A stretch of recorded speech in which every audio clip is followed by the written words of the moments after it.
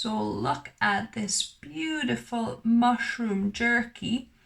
It's kind of really nice, deep, rich looking, and yet it's nice and pliable.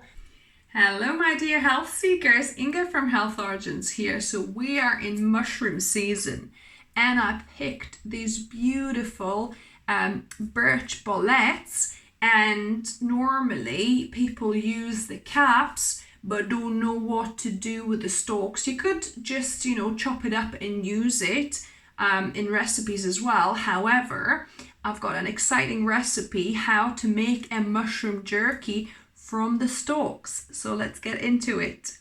Now, how I like to prepare the birch boletes, you take it off the cap. So cap, this one is really nice and young, so it's beautiful. All you need to do is get yourself a wet paper towel and just give it a wipe if it's a little bit dirty, or if there's, things stuck to it. And the underside looks pretty good. There's not, if there's any imperfections, you can always just kind of slightly cut little bits off, but this is perfectly good to go. And how I would, my favorite way to use like small little heads like this, caps like this, is to just put them this way up, add a little bit of soy sauce, just sprinkle a little bit of coriander, ground coriander, and some onion powder, and kind of do that, and then just bake them for about, I would say, 20 minutes, 15-20 minutes, and they're good to eat as a really, really nice roast. If your birch bolete is older, so the head is not as nice and pristine like this, you could always cut it up, slice it up, and dehydrate it. So that's another way to do it with the older heads, but little young ones are so nice baked. And with this one, I will cut off the dirty end bits here.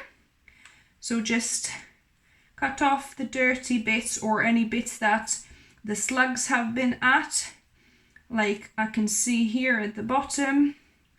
So just cut carefully that bit off, and as you can see, it actually peels itself quite easily. I don't want to take too much off, so just carefully, you could, where you can see the slug marks, just cut it out carefully like that. And for the rest of the stem, you could just use a knife and then scrape it off. It's quite easily comes off like this, and just clean it up like so. There you go. So it's best not to wash your mushrooms so they don't become kind of slimy and wet. So yeah, so this is perfect to use now for our mushroom jerky. And once I cleaned them all, what you do is you take a little bit and you kind of just tear it like that. If it's too big, you could kind of cut it into smaller bits, but yeah, just small slices, and you could kind of slice it even further, and it kind of peels quite nicely, as you can see.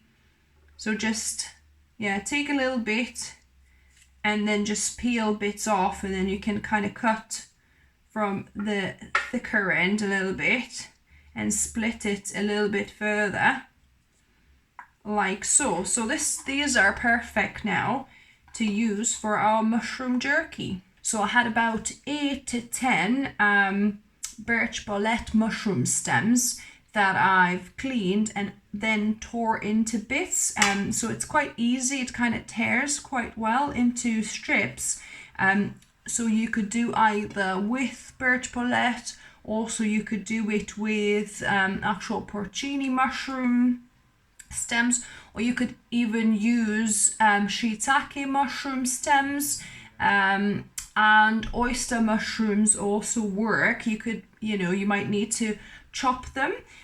So yeah, so I've got about 3 to 4 cups of these stems that are kind of torn into these strips, as you can see. So, you know, we're kind of trying to imitate meat jerky, if you like. So these will be our mushroom jerky. So we're gonna make a marinade for this. So we'll start for about this amount. You'll need about 6 tablespoons of soy sauce. So here I've got tamari, which is gluten-free for those of you, or just regular soy sauce, or even coconut aminos would work if you can't have soy. So this will obviously give that saltiness. We don't need to put any salt here. And half of the soy sauce you need to add balsamic vinegar. So I'm gonna add 3 since my soy sauce was 6. So I'm gonna add 3 tablespoons of balsamic vinegar. So that will kind of give it a bit of a tang and help marinate the whole thing. And then I'll add 3 tablespoons of maple syrup as well. So 3 tablespoons of maple syrup. And optional but recommended is a tablespoon of molasses. So I've got blackstrap molasses, so about a tablespoon. So that will help with additional sweetness, but also that kind of depth and richness and kind of thickness of our sauce. And then I'm gonna add a teaspoon of onion powder, but my onion powder is a little bit congealed, so I'm gonna use this little sieve to kind of sieve it through so it's not in massive big lumps. You could either do that, or alternatively you could just use a immersion blender to blitz it up afterwards, whichever works better for you. Then I'm adding half a teaspoon of garlic powder, so that goes in. And I'm gonna add a teaspoon of smoked paprika for that smoky taste. And now just whisk everything up. So I'm heating up my non-stick frying pan, and I'm gonna add my stems, my mushroom stems in here. If they're bigger pieces, you might want to tear them to slightly smaller ones. And now I'm gonna just pour on the marinade and mix it up really well so that all of the mushroom pieces get coated in this flavoursome liquids. Now, as you can see, the marinade is starting to bubble up. It's really heating up. So I'm just gonna put the lid on, and we're gonna let this kind of steam cook through with the lid on for about 7 minutes. So it has been cooking closed for 7 minutes, and I'm just going to reduce it even more to kind of slowly cook for about another 7 to 10 minutes. We'll see. So basically you need to cook it until most of the liquid absorbs into the actual mushroom. So yeah, so just keep on cooking and keep on stirring every so often on quite a low for another kind of 7 to 10 minutes, or until the all the liquid gets absorbed into the mushroom stems. It's been about 5 minutes, and as you can see, the marinade is nearly fully actually absorbed. I think I'll give it another minute or so and this will be done. So this now looks like it has absorbed all of the liquid now. I've got my dehydrator sheet, Excalibur dehydrator sheet, and I'm gonna now place my pieces and try and kind of space them out so that they don't touch each other as much as possible. So I've got these more or less distributed evenly now, and we need to dehydrate for about 6 hours.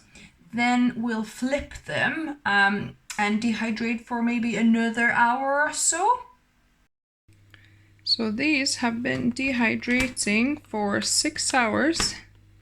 They're nice and pliable, so I'm gonna swap them over the sides and dehydrate for an additional hour. My mushroom jerky has dehydrated in total for 7 hours, and it's nice and pliable. However, it's not moist yet. I mean, it's got some moisture in, but as long as it's not too moist, then you can put it in a airtight container. So I'm gonna just put it into the jar I've started a few days ago. So this is additional. And then it's a good idea to prevent the moisture kind of spoiling your mushroom jerky is to put one of these kind of silicone bags you get in kind of when you buy new things. Sometimes you get these silicone baggies, so you could put one in and then put your date and kind of time. So this is Birch Bolete jerky 2025, just so that you know when you made it. And yeah, that will be good to consume for quite a few months. It should last quite a few months because you dehydrated it, and plus this packet will help to stave the moisture away as well. And now on to the best bit, taste testing. So let me give this a go for you.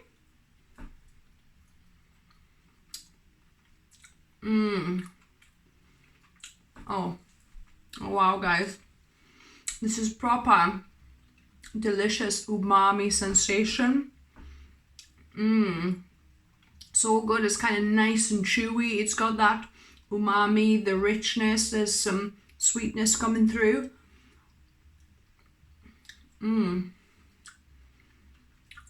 It's actually not too much sweetness in these, because last time I made with sugar instead of maple syrup. I didn't have maple syrup, so I used sugar, and they ended up being kind of almost too sweet. Whereas these are actually, it's quite a nice amount of sugar. But if it's still too sweet for you, you can always add less of maple syrup and tailor it to yourself. But yeah, let me know down below if you try these, what you thought of it.